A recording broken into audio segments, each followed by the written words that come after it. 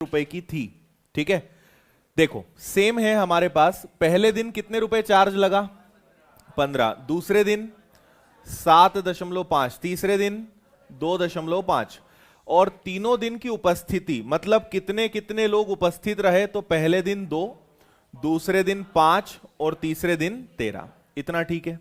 तो इनका गुणा ही तो करना था भाई। 15 रुपए 2 लोगों से लोगे तो कितना आएगा? 30, है ना। 7.5 रुपए अगर 5 लोगों से लोगे तो 22.5, है ना। और 13 लोगों से अगर 2.5 रुपए लोगे, क्या हो गया? 7 अरे हाँ सॉरी 37.5, सॉरी 37.5, ठीक है। और इधर कितना हो जाएगा?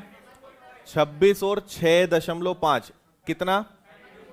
32.5, ठीक है। 26 और 6.5, ठीक है, इतना हो गया। तो इतना टोटल आपको कलेक्शन मिला। इन सब का टोटल करना है बस, है ना। इनका टोटल कितना आ रहा है? 3 3 3 और 100। टोटल आपको कितना कलेक्शन मिला? 100 रुपए। और आपसे उन्होंने बोला है तीनों दिनों की उपस्थिति प्रति व्यक्ति औसत आपको बताना है। तो मुझे आप ये बताइए कि यहां पे टोटल लोग कितने आए? 13, 5 और 2 कितने हो गए? 20। और इन 20 लोगों से कितने रुपए वसूल हुए? तो प्रति व्यक्ति औसत वसूली कितनी आएगी? 5। इतना सा है बस। क्या दिक्कत थी भाई इसमें बाकी लोगों को? जिन्होंने नहीं किया उन्होंने क्या किया इसमें? हाँ अच्छा, हम देखा ही नहीं है, फिर ठीक है। समझ गए ना। 15 लोग दो लोग 15 रुपए देंगे, फिर 5 लोग 7.5 रुपए देंगे, और अगले दिन 13 लोगों ने 2.5 रुपए दिया। कुल इतना कलेक्शन हमारे पास आया, और कुल लोग कितने हैं? 20। तो औसत कितना हो जाएगा? 5। आगे बढ़ जाएं, चलिए। फिर एक और ये वाला भी होमवर्क था, पढ़ लो आप जल्दी से। नहीं करा है तो अभी करें, एकदम सेम पैटर्न है, करिए सब लोग इसको।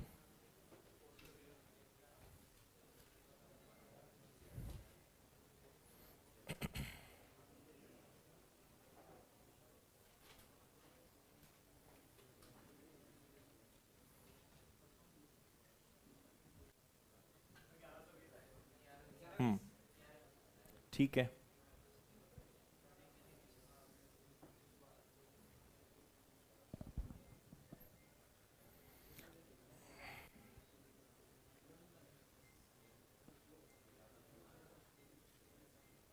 ओके, ये वाला भी सॉल्व हो गया है मैक्सिमम से।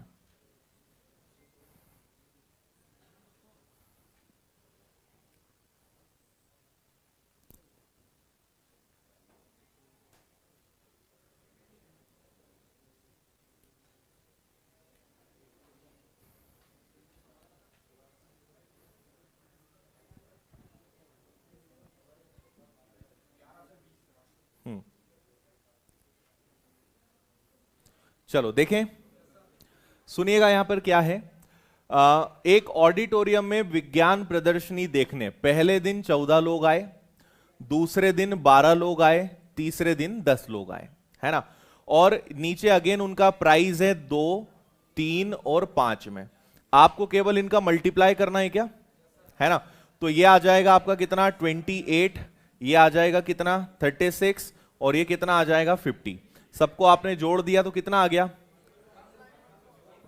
5 3 8 2 10 कितना? 114। ये आ गया टोटल।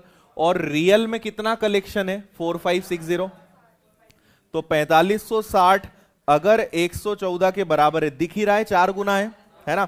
तो एग्जैक्ट 4 बार, मतलब 1 की वैल्यू कितनी आ जाएगी? 40। 1 की वैल्यू कितनी आ जाएगी? 40। और आपसे पूछा है प्रथम दिन कुल कितनी धनराशि, तो फर्स्ट डे टोटल कितना कलेक्शन रहा? तो 1 की वैल्यू 40 है, तो 28 की वैल्यू कितनी आएगी? 1120। ये आपका आंसर है। क्लियर? ओके। कितने लोग का आंसर इस बार आ गया था? सब लोग के हाथ ऊपर देखने का नसीब कब मिलेगा मुझे? ऐसे आसान आसान प्रश्नों में तो बताया करो। जिससे नहीं बना था उसने क्या गलती करी थी इस बार? फिर काटा नहीं होगा, क्वेश्चन ही नहीं पढ़ा। क्वेश्चन पढ़े बिना कैसे करोगे? चलो बढ़े आगे, ठीक है, इसको करिए। ठीक है,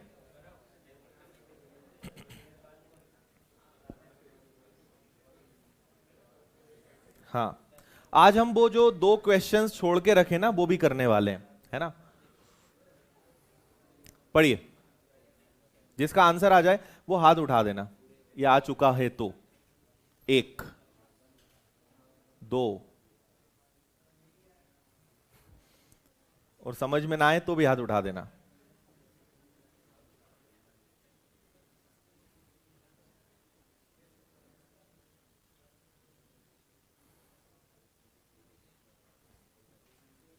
चलो, ऑनलाइन ऑफलाइन जितने भी बच्चों का आंसर 2,25 आया है एकदम सही है, 2,25,000 सही है। ओके, देखो जो बच्चे ऑनलाइन पढ़ रहे हैं, कल जो आपका 7:30 बजे शाम को सेशन हुआ है वो जरूर देख लेना, आपके बहुत सारे प्रश्नों के जवाब उसमें हैं। ठीक है, बता दूं, देखिए, एक संस्था के प्रत्येक कर्मचारी का वेतन 3:4 में बढ़ा दिया गया। अभी तो आपको यह समझ नहीं आएगा कि यहां पे 3:4 का मतलब क्या है, इसका कहने का तात्पर्य क्या है। तो कर्मचारियों का वेतन 3:4 में बढ़ा दिया, इसका मतलब यह है कि अगर पहले हम अपने कर्मचारियों को 3 रुपए देते होंगे तो अब कितना देंगे, 4। पहले अगर हम अपने कर्मचारियों को 3 रुपए देते आए हैं तो अब कितना देंगे, 4। मान लीजिए पहले मैं 30,000 रुपए सैलरी देता था, तो अब कितना कर दिया मैंने, 40,000। मतलब 3:4 में वेतन बढ़ गया, सैलरी 3 और 4 में बढ़ गई। समझ गए इतनी बात। तो एक कंपनी ने क्या करा कि अपनी कंपनी की जो एम्प्लॉइज की सैलरी है वो 3 और 4 में बढ़ाई, लेकिन नंबर ऑफ एम्प्लॉइज, कर्मचारियों की जो संख्या है वो किस रेशो में कर दी, 5 और 3 के रेशो में कर दी। इस 5 और 3 का मतलब क्या है, अगर पहले 5 लोग थे तो अब कितने हैं, 3। मैंने आपसे कल भी कहा था कि रेशो में जो दिया जाए उसको हम वैल्यू मान लेते हैं, है ना। पहले हम 3 रुपए देते थे, अब 4 दे रहे हैं, लेकिन पहले 5 लोग काम करते थे, अब 3 ही कर रहे हैं, है ना। तो मुझे यह बताइए कि मैं इन दोनों का गुणा करूंगा तो ये क्या आएगा। अगर वेतन और लोगों की संख्या का गुणा करेंगे तो ये क्या आएगा, खर्च आएगा ना। अरे खुद सोचो, हम 5 लोगों को 3-3 रुपए देंगे तो कंपनी का खर्चा कितना है। अब 3 लोगों को 4-4 रुपए दे रहे हैं तो खर्चा कितना है, 12। तो कंपनी का खर्चा कम हुआ कि बढ़ गया, 3 से दोनों डिवाइड हो जाएंगे क्या, ये 3 से 5 बार, ये 3 से 4 बार। पहले आप कंपनी में 5 खर्चा करते थे, अब कितना कर रहे हो, 4। पहले 5 खर्चा करते थे, अब कितना कर रहे हो, 4। मतलब कितने की कमी हुई, 1 की। जबकि रियल में कितने की कमी हुई है, भाई आपका खर्चा कम हुआ तो ये बच रहा है ना पैसा, है ना। पहले 5 रुपए खर्च होते थे, अब 4 हो रहे हैं, तो आपका पैसा बच रहा है। अनुपात में कितना बच रहा है, 1। जबकि रियल में कितना बच रहा है, 45,000। तो 1 की वैल्यू अगर 45,000 है, और 1 ही तो चाहिए होता है, अगर और कुछ मिलता तो अलग बात थी। 1 की वैल्यू मिल गई है, 1 की वैल्यू अगर 45,000 है तो पूछो, देखो क्या लिखा है, संस्था का पूर्व खर्च क्या था, पुराना खर्चा क्या था। तो पुराना खर्चा 5 मानेंगे कि 4 मानेंगे, 5 मानेंगे। तो 1 की वैल्यू 45,000 है, तो 5 का गुणा कर दो, आ जाएगा 2,25,000। यह कंपनी का पुराना खर्चा था। आपसे बोलते हैं कंपनी का नया खर्च बताओ, कंपनी का अब खर्च कितना है, तो 45,000 में आप 4 का मल्टीप्लाई कर दोगे, कितना आ जाएगा, 1,80,000। आया समझ में। तो यह भी वही सवाल था, बस गुणा करना था।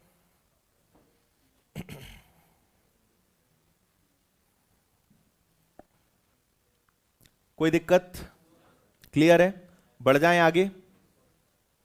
चलिए, टाइप नंबर 5। अब यहां से आपके ये सिक्के वाले प्रश्न आते हैं, कॉइन्स वाले जो क्वेश्चंस आते हैं, इनको करने का तरीका हमारा सेम रहेगा, उसमें कोई दिक्कत नहीं है। एक बार आप प्रश्न पढ़िए, फिर मैं बताता हूं।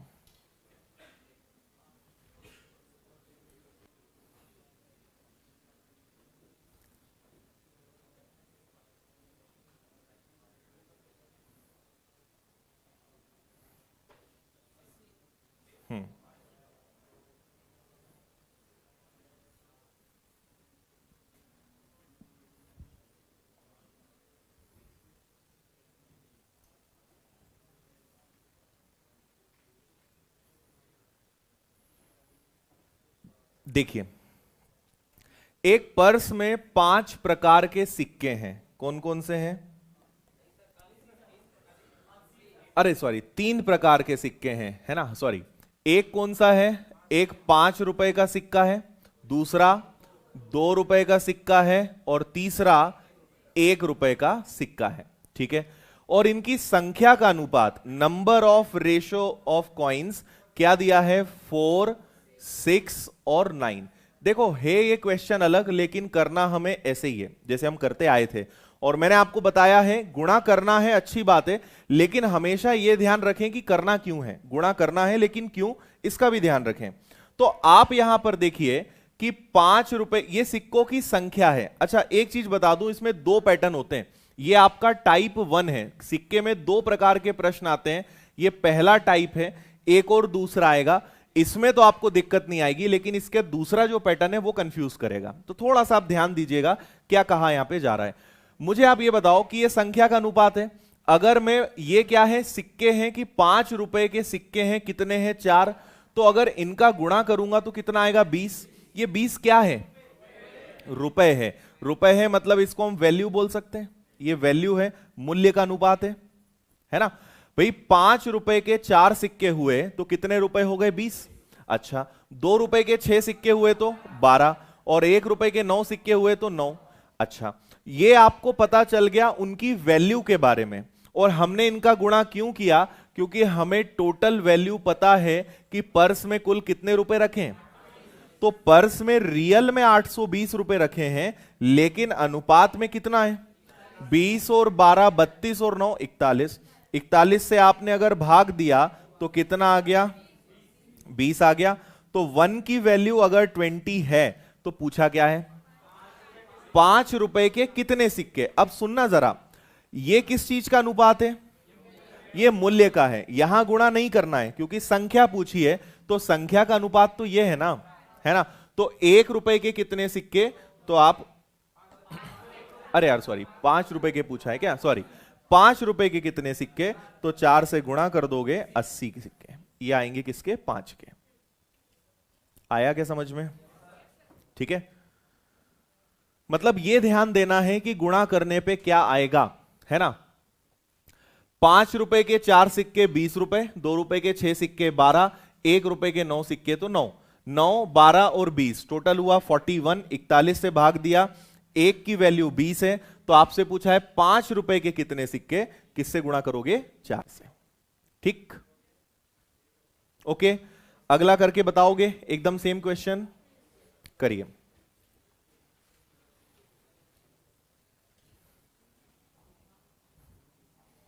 क्वेश्चन बड़ा कर दूं क्या थोड़ा, कि दिख रहा है? ऑप्शन हटा रहा हूं मैं ना,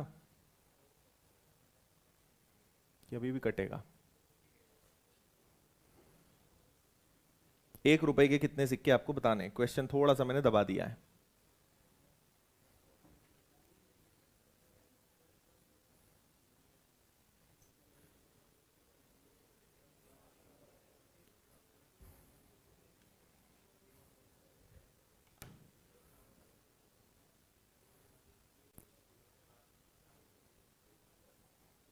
कैलकुलेशन है बस, है ना। थोड़ा बहुत दशमलव आया कि आप लोग ना फिर गड़बड़ कर देते हो।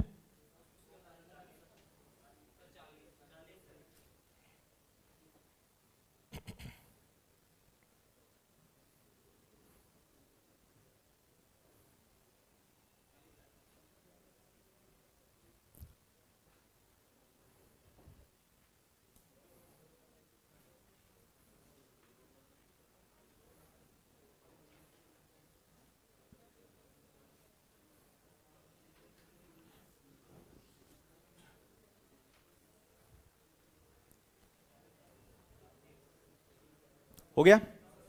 देखो इधर आपके पास 3 प्रकार के सिक्के हैं। सबसे पहला 1 रुपए, दूसरा है 50 पैसे, और तीसरा है 25 पैसे, है ना। और इनकी संख्या का अनुपात कितना है? 1, 2 और 3। अब इसके आगे इसका गुणा करके आपने 1 रुपए लिख लिया होगा, है ना। और यहां से दिक्कत फिर आपको हुई होगी कि नहीं हुई। इसको आप ऐसे मानो कि 50 पैसे के कितने सिक्के? 2। तो 50 पैसे के 2 सिक्के मतलब 1 रुपए, 25 पैसे के अगर 3 सिक्के हुए मतलब 75 पैसे, है ना। इनको आप जोड़ दोगे। अच्छा, टोटल पैसे कितने हैं? 110। 110 में 1 + 1 + 0.75 2.75 आ जाएगा, आ जाएगा। तो 110 बटे में 25 275, 110 इधर आ गया 275, और डेसिमल के बाद अगर 2 डिजिट हैं तो ऊपर आप क्या करेंगे? 2 जीरो लगा देंगे, ठीक है। अब इसको सॉल्व करना है। 275 का पहाड़ आपको याद होगा ही कि नहीं है? कितना आसान है। 27 का दुगना करो, जो मैं बोल रहा हूं वो करो। 27 का दुगना करो, उसमें एक और जोड़ दो, एक जीरो लगा दो, 550 आया अभी, है ना। ये दुगना हो गया। 550 का दुगना करो, 550 का अरे इधर मत देखो, मुझे देखो, उधर देख रहे हो, सुन मुझे रहे हो। 275 का दुगना 550, 550 का दुगना 1100। तो दुगने का दुगना मतलब 4 बार पहाड़ा ले लिया ना, तो 4 बार कटेगा ये, और क्या, 40 आ गया। तो 1 की वैल्यू कितनी आ गई? 40। और पूछा क्या है? 1 रुपए के कितने सिक्के? 1 के कितने? 40 ही आएगा। 1 की वैल्यू है तो 40 के 40 ही कॉइन्स रहेंगे, ये आंसर आ जाएगा आपका, ठीक है। आप पैसे बना के भी कर सकते हो कि सबको पैसे में बदल लो, पर ठीक है ना, इतना इसमें भी कोई दिक्कत नहीं है ना। ज्यादा तरीके याद रखने से अच्छा है कि जो एक सिंपल तरीका है उसी से हम हमेशा प्रश्नों को करें। बताओ, आया समझ में? पक्का? अब अगला सवाल इस वाले सवाल का उल्टा है, उसको थोड़ा सा पहले ध्यान से पढ़िएगा। एकदम ये वाला तरीका वहां काम नहीं आएगा। प्रश्न को ध्यान से पढ़ेंगे, दिमाग में आप कंपेयर करोगे कि इस सवाल में क्या है और अगले में क्या है, तब आपको ज्यादा बेटर समझ में आएगा। पढ़िए पहले तो आप ध्यान से। क्वेश्चन को मैं थोड़ा सा बड़ा करने की कोशिश करता हूं।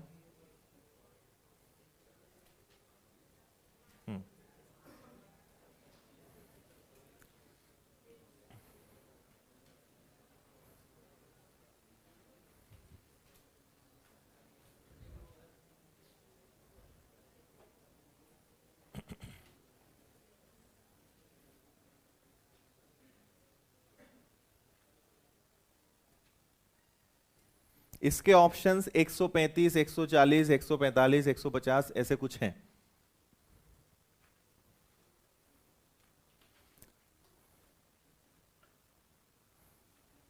ये कॉइन्स वाले सिक्के का टाइप 2 है, कॉइन्स का टाइप 2।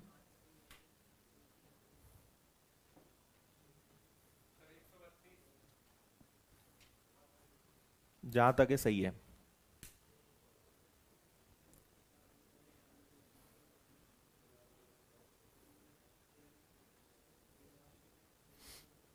बता दूं?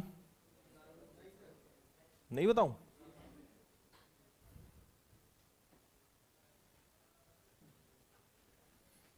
ओके धनंजय जी,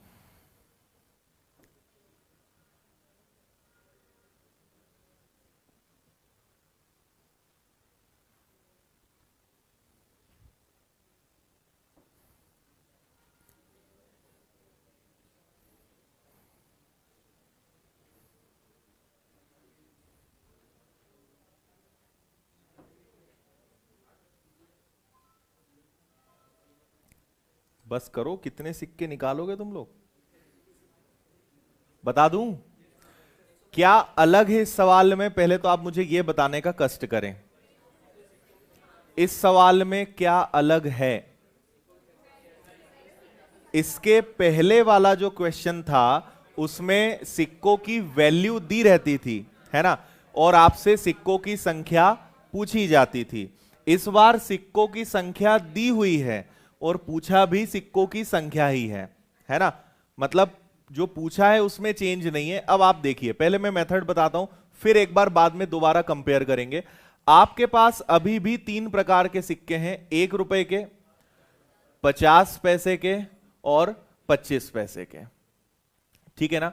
3 प्रकार के सिक्के आपके पास हैं और इनके मान का अगर आपने ध्यान से पढ़ा हो तो इनकी वैल्यूज, इनके मान का अनुपात 13, 11 और 7 है। तो ये आ गया आपका 13, ये आ गया 11 और ये आ गया 7। लेकिन एक बात समझना कि ये किस चीज का रेशो है? वैल्यू का रेशो है, उनके मान का अनुपात है, ठीक है। अच्छा, दूसरी बात यह कि आपको प्रश्न में कहा है कि टोटल 378 सिक्के हैं, तो हम कल से एक चीज पढ़ते आ रहे हैं कि जो दिया रहेगा वो कटेगा भी उससे ही। क्या मतलब है मेरा? इसके पहले आपको प्रश्न में वैल्यू दी हुई रहती थी कि 110 रुपए हैं, तो आप इनको रुपए में कन्वर्ट करते थे। देखो इस वाले में आपने क्या किया था, वैल्यू थी तो वैल्यू से वैल्यू कटी, है ना। सिक्कों का आपको टोटल प्राइस दिया था तो आपने प्राइस का वैल्यू का रेशो लिया। अब यहां पे दिक्कत क्या है कि आपको सिक्कों की संख्या दी है, तो संख्या किससे कटेगी? संख्या से। संख्या के लिए किसका अनुपात चाहिए? संख्या का। नहीं आया समझ में? क्या बोला मैंने? अगर क्वेश्चन में वैल्यू दी है तो रेशो भी वैल्यू का चाहिए, और अगर क्वेश्चन में सिक्कों की संख्या दी है तो अनुपात भी किसका चाहिए? संख्या का अनुपात चाहिए। इतनी बात समझ में आ रही है? अब हम संख्या कैसे निकालेंगे इस बात को जरा सुनिएगा। ये क्या है? फिर से बोलो, तेरा मत बोलना। ये क्या है? ये वैल्यू है। आप मान लो कि ये 13 रुपए हैं।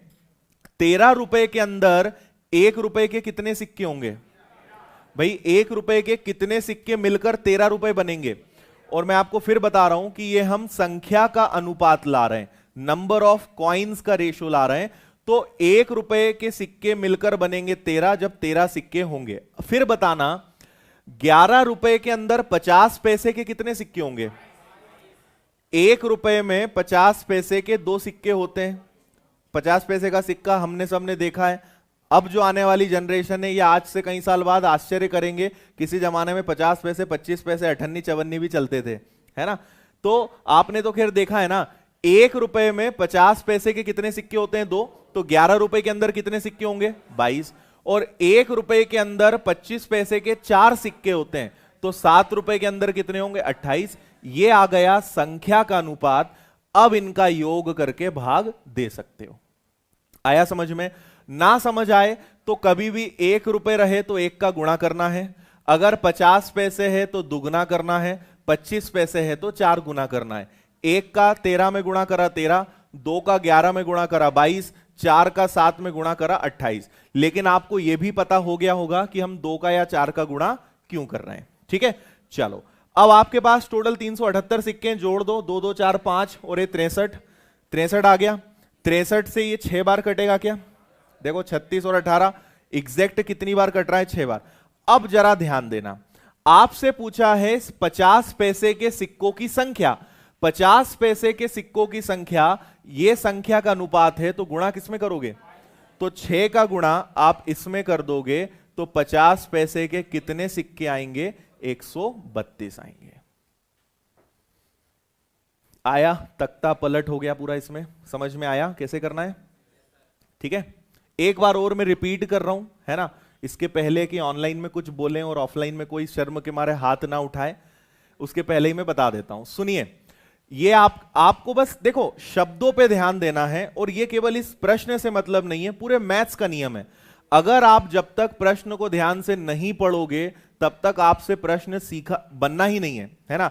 मैथ्स में मेरा अनुभव है कि अगर आपने किसी प्रश्न को अच्छे से पढ़ लिया, मतलब 90% प्रश्न हल होने की संभावना है ना। और अगर प्रश्न पढ़ा ही नहीं है ढंग से तो 100% संभावना है कि आपसे वो नहीं बनने वाला। अब जैसे सिक्के वाले सवाल तो आपने सीख लिए, अब आप ध्यान ही नहीं दे रहे हो कि संख्या दिया है कि वैल्यू दी है, तो गलत तो होना है ना। क्योंकि हमें तो आदत है सर, हम तो गुणा कर देंगे, जो होगा देखा जाएगा। तो गुणा ये भी तो देखो कि गुणा करना है कि क्या करना है। ठीक है, ये वैल्यू का अनुपात है। 13 रुपए के अंदर 1 रुपए के 13 सिक्के होंगे। 11 रुपए के अंदर, हमने इसको रुपए मान लिया है, 1 रुपए के अंदर 50 पैसे के 2 सिक्के होते हैं, तो 11 रुपए के अंदर कितने होंगे? 22। और 1 रुपए के अंदर 25 पैसे के 4 सिक्के होते हैं, तो 7 से गुणा कर दोगे 28। 28, 22 और 13 टोटल हुआ 63। 1 की वैल्यू कितनी आ गई? 6। और आपसे पूछा है 50 पैसे के कितने सिक्के, संख्या पूछी है, अनुपात आप संख्या वाले में गुणा करोगे, 6 का गुणा 22 में करोगे, 132 सिक्के होंगे किसके? 50 पैसे के। कोई दिक्कत? पक्का? बड़े आगे? चलो इसको पढ़ो ध्यान से, 2 बार पढ़ना इसको अच्छे से।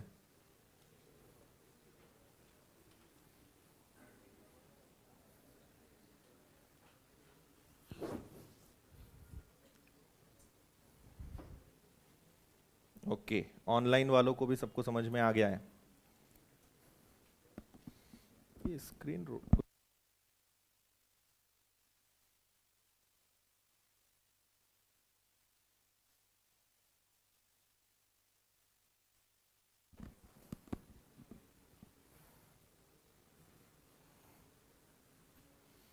कुछ लोग तो एक बार पढ़ने के बाद दोबारा इसलिए नहीं पढ़ते कि बनना तो है ही नहीं वैसे भी, है ना। दोबारा पढ़ के टाइम क्यों खराब करो, इससे अच्छा इधर उधर देखो।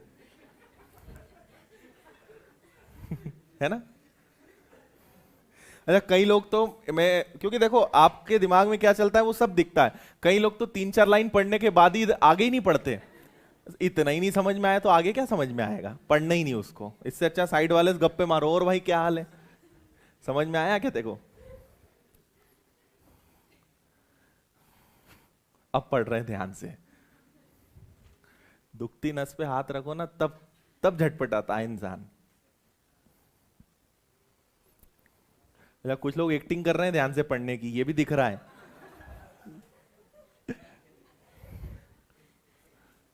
कि सर की नजर मेरे ऊपर है इसलिए ऐसा दिखाऊं कि सर मैं वैसा बच्चा नहीं हूं, तो और दिख रहा है फिर तो कि तुम ही वो बच्चे थे। पढ़ लिया?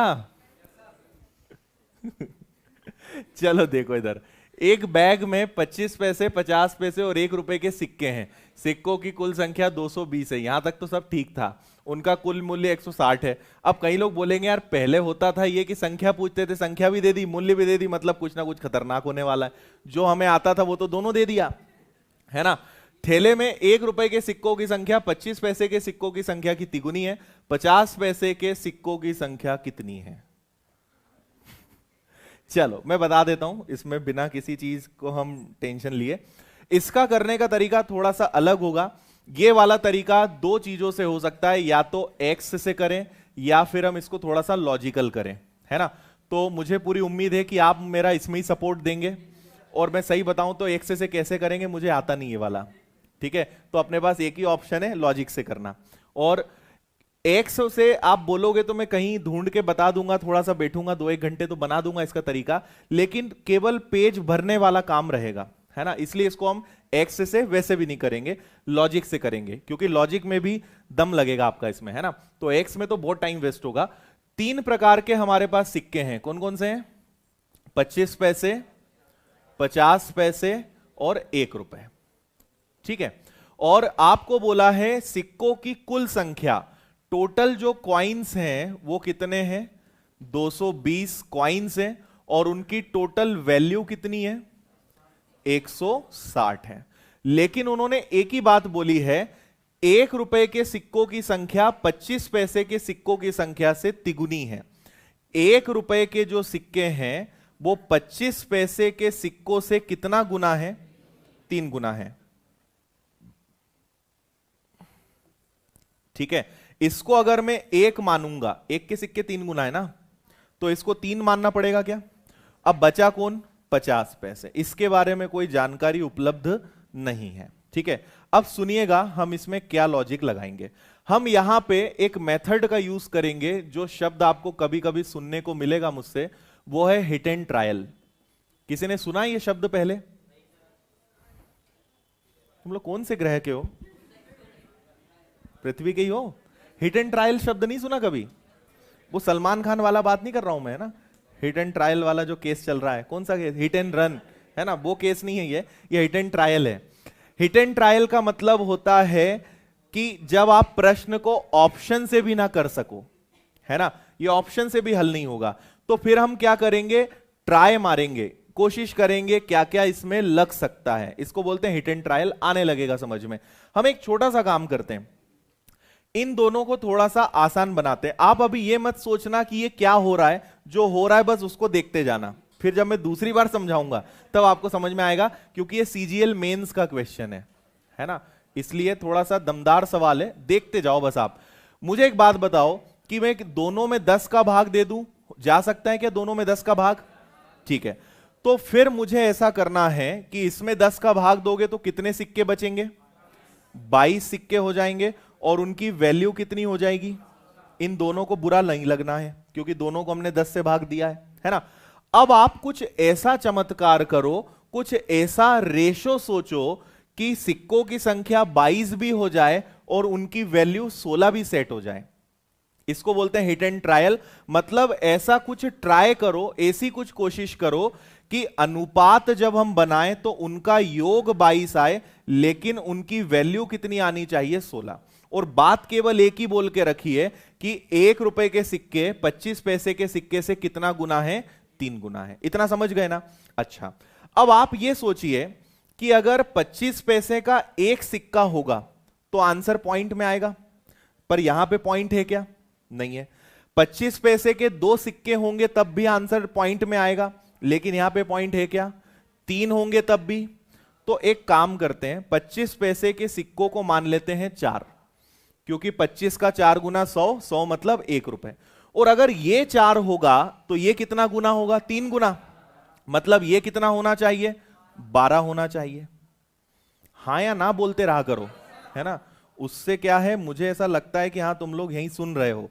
अगर ये 4 होंगे तो ये कितने होंगे? 12 होंगे। पक्का? चलो, टोटल कितने सिक्के होने चाहिए? 22। 22 में से कितने हो गए?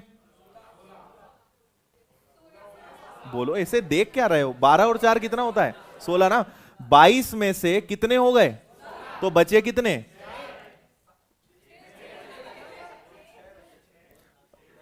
रुक जाओ, रहने दो तुम तो। 22 में से 12 और 4 16 घटा दो, ऐसे करना है। कितने बचेंगे? 6। यहां आ जाएगा क्या? ठीक है।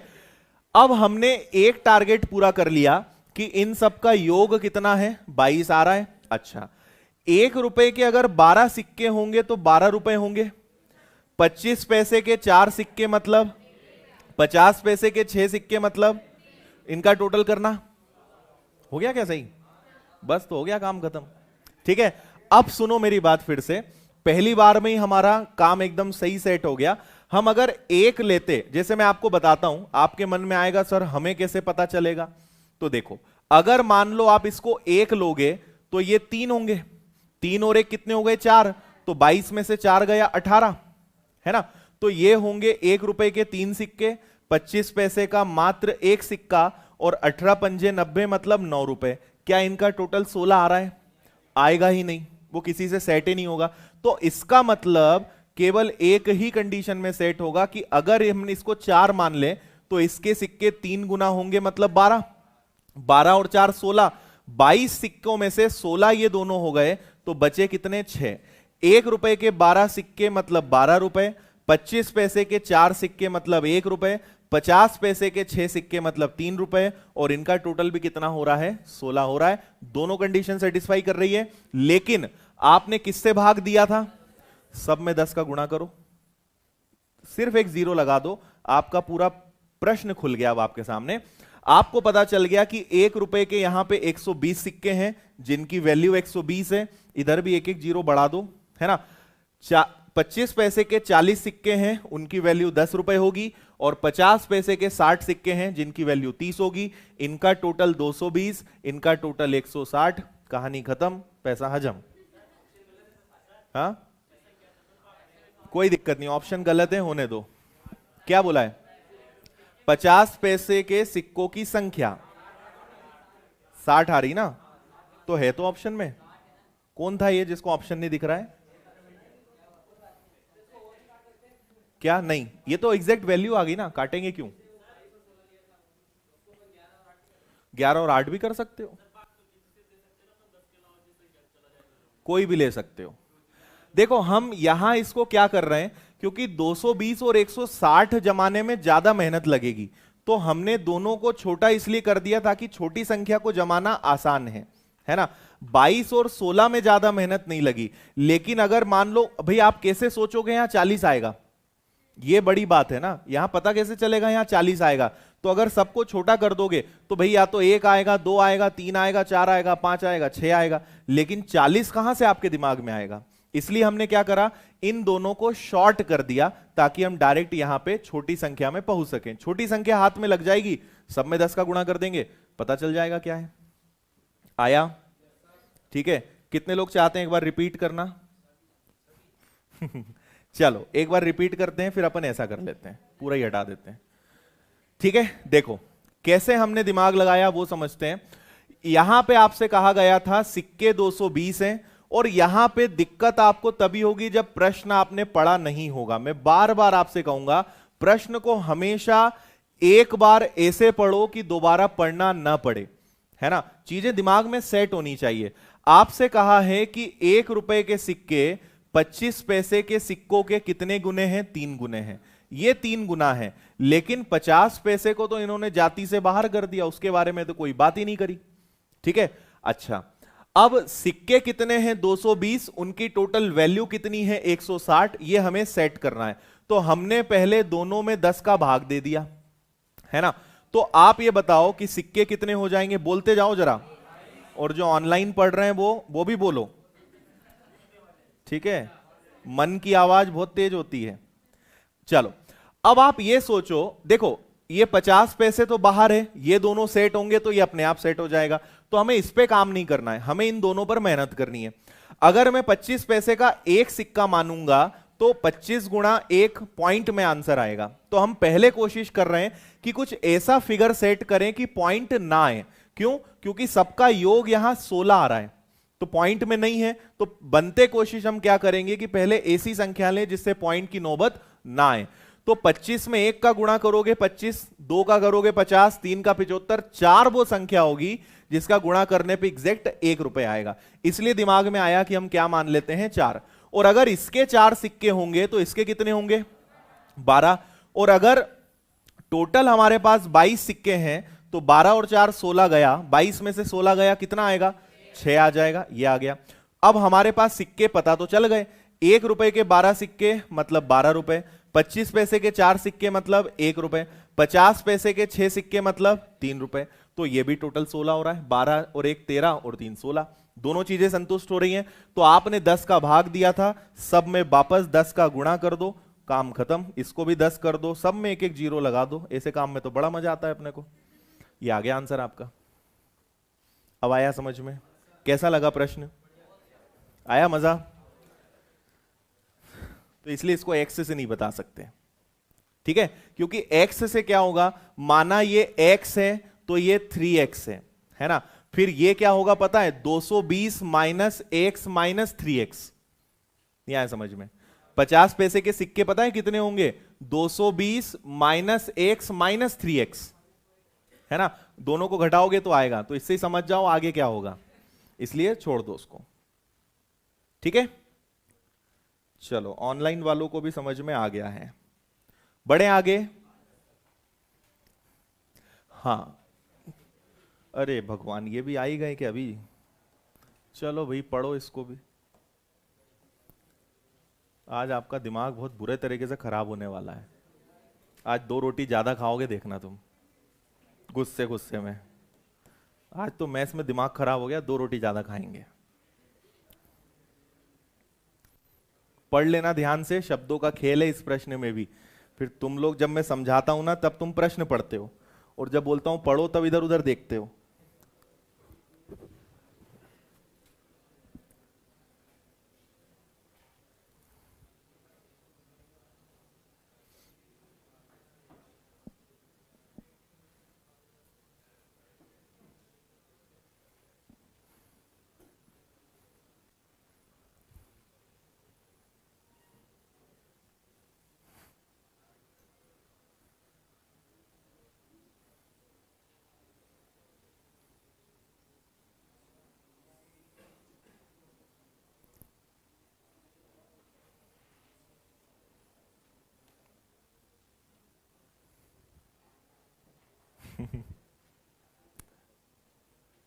ऑनलाइन में हमारे एक स्टूडेंट बोल रहे हैं सर धुआं उड़ गया। धुआं धुआं माहौल हो गया। पढ़ लिया? समझ में तो नहीं आया? नहीं आया ना? चलो बढ़िया, यही होना चाहिए। अब इसके 2 तरीके हैं वापस से, पहला एक्स और दूसरा लॉजिक। इसमें एक्स भी आसान है, तो मैं आपको दोनों तरीके बताऊंगा, फिर आपको जो अच्छा लगेगा उसके बाद फिर एक और प्रश्न है इसी प्रकार का, उसको आप उसी से करना, ठीक है। दोनों तरीके मैं बताता हूं, आप जरा ध्यान से सुनिएगा, ठीक है। पहले कौन सा बताऊं?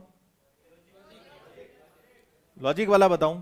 ठीक है, तो पहले तो आप प्रश्न को देखो ही मत।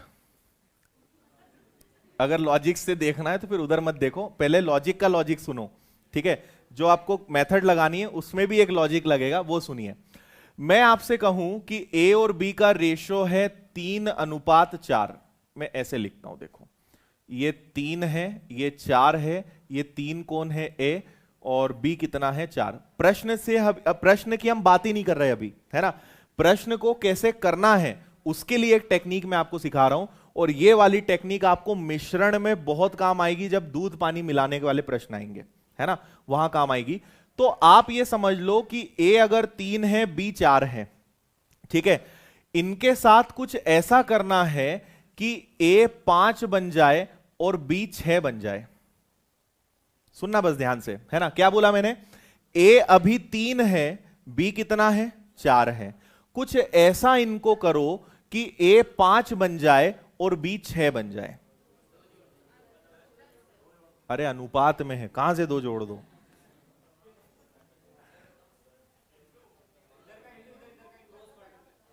करो, उससे क्या होगा? तो कर लो क्रॉस मल्टीप्लाई, 6 18, 5 चौक 20। अब क्या करूं मैं?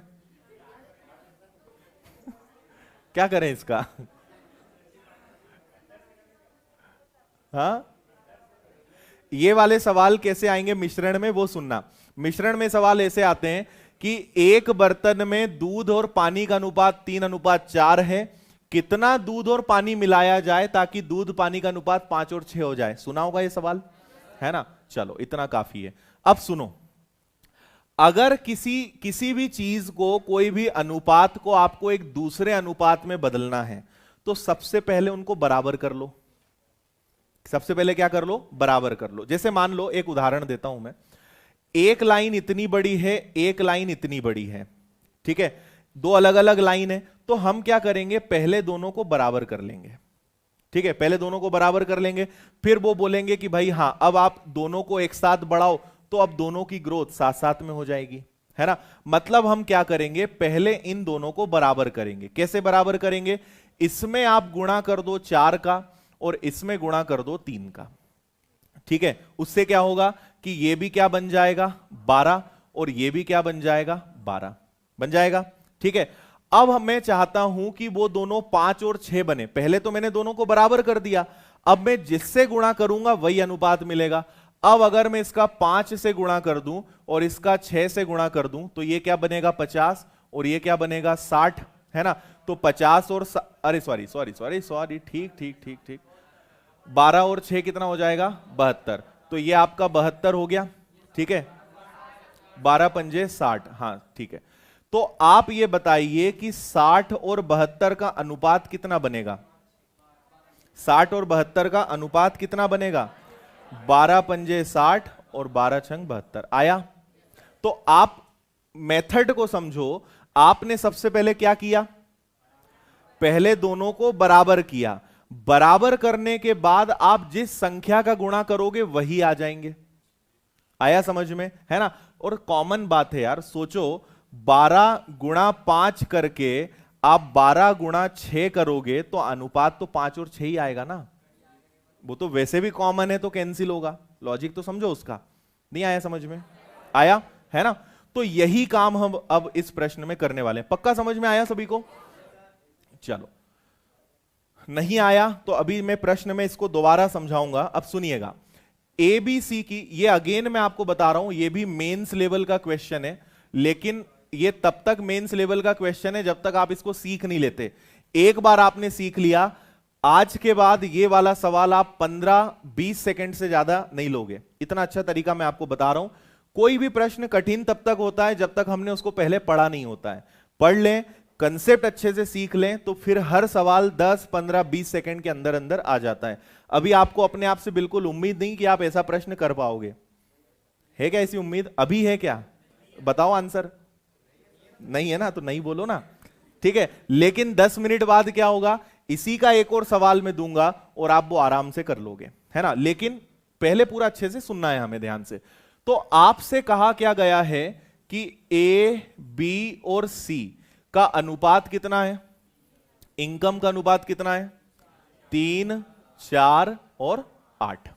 अच्छा, और क्या दिया है? उनके खर्च का अनुपात कितना है? 5 4 6, 5 4 और 6। ठीक है। सी की बचत आय का 3/4 है। सी की जो इनकम है वो उसकी आय का 3/4 है। C saving is 3/4 of his income. चलो देखो, सी की बात कर रहे हैं ना, ए और बी से हमें कोई मतलब ही नहीं है, हम केवल किससे मतलब रखेंगे? सी से।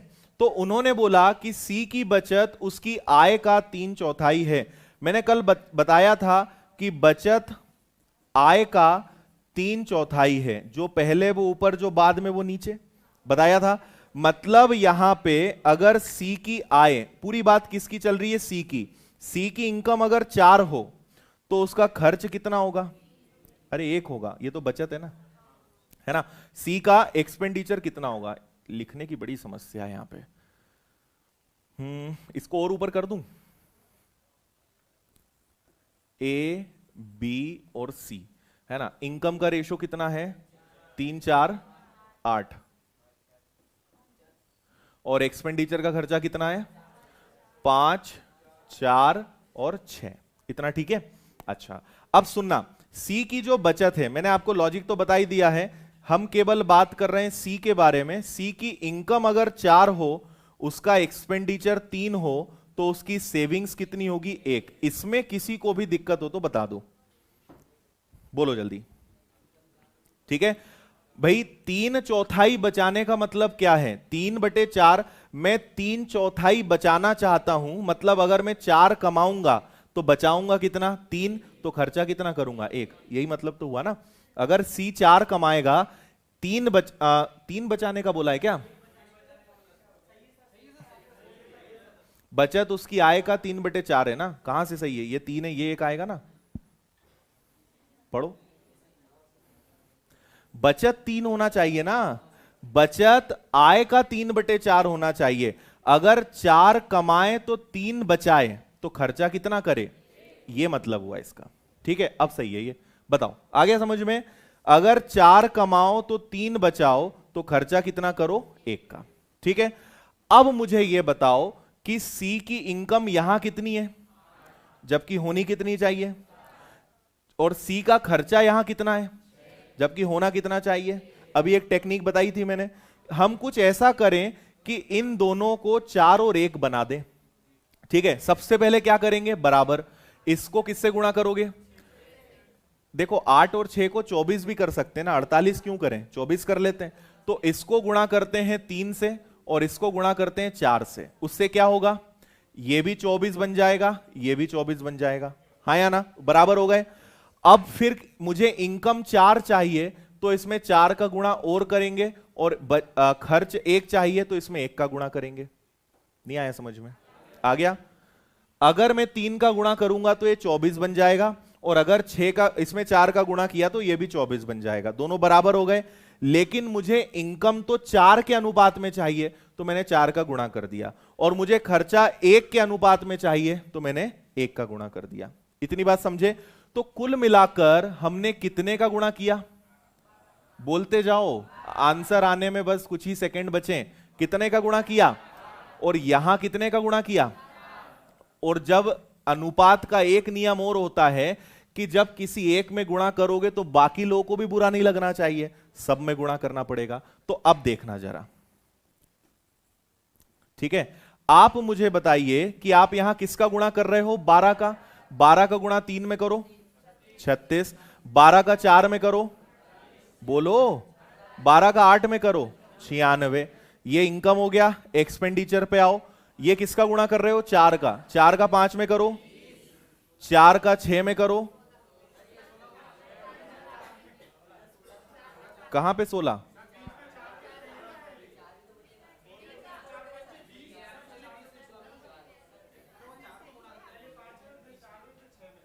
पांच में, 4 में, 6 में ना। तो मैंने बीसी तो लिखा था।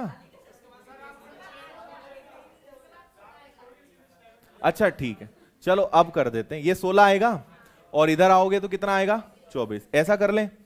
अब बताओ सेविंग्स कैसे निकालोगे? घटा दो।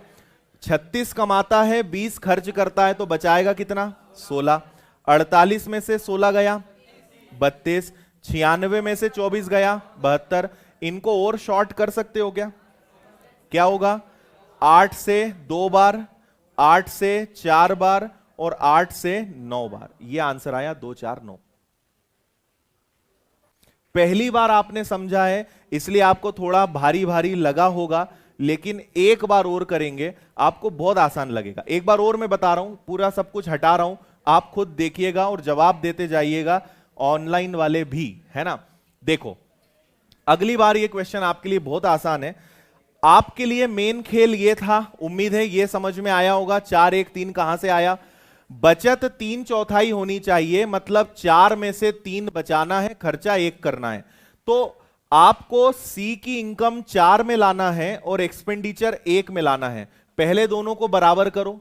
तो अगर मुझे दोनों को बराबर करना है तो इसको 3 से गुणा कर देंगे और इसको 4 से कर देंगे। क्या दोनों बराबर हो जाएंगे?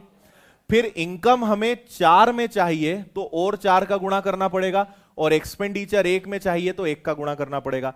कुल मिलाकर ऊपर कितने से गुणा करना पड़ेगा? बोलो 12 से। और इधर कितने का गुणा करना पड़ेगा? 4 से। इतना करने में कितनी देर लगी आपको? 5-10 सेकेंड। अब आपको कुछ नहीं करना है, सब में बस गुणा करना है और घटाना है। हो जाओ शुरू। तो देखो 12 का 3 गुना बोलो, 12 का 4 गुना, 12 का 8 गुना 96, 4 का 5 गुना, 4 का 4 गुना, 4 का 6 गुना। घटा दो जल्दी जल्दी, कितना आएगा? 16, 32, 72। किससे कैंसिल हो जाएंगे? 8 से। तो ये कितना आ जाएगा? अरे लिखने तो दो, 2 ये 4 ये 9। ये आंसर आ गया। अब ईमानदारी से बताओ कठिन था या आसान था? आसान था पक्का? कितनी देर लगेगी ईमानदारी से? 30 से 35 सेकेंड पक्का? और अगर 2-3 बार कर लिया तो? बहुत भयंकर कैलकुलेशन है यार। आया पक्का समझ में? एक्स की जरूरत है क्या? हाँ, ये एक बहुत अच्छी बात कही कि सर अगर करके ही नहीं आएंगे तो सेकंड ही नहीं लगेंगे। अगला करें कि होमवर्क दे दूं? चलो, आपको कल मैं एक्स वाली मेथड भी बता दूंगा, है ना। आज दोनों मेथड एक साथ देखने में कंफ्यूजन होगा। इस प्रश्न को आप लिख लें, अगर पीडीएफ नहीं मिलती है तो आप इसको लिख लें, और पीडीएफ मिलती है तो आज की पीडीएफ में आपको ये मिल जाएगा। और जैसा मैंने कहा है बस वैसे ही करना, और यहां पे ए के बारे में कहा है ये बात भी ध्यान रखना।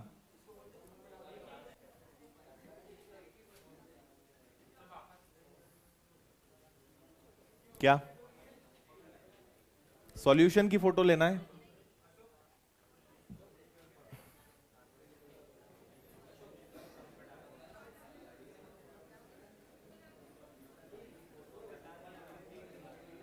क्या ऑफिस में बात करो ना, मिल जाएगा। हो गया? चलो, तो उम्मीद है आज भी आपको मजा तो आया होगा कि नहीं आया? आया?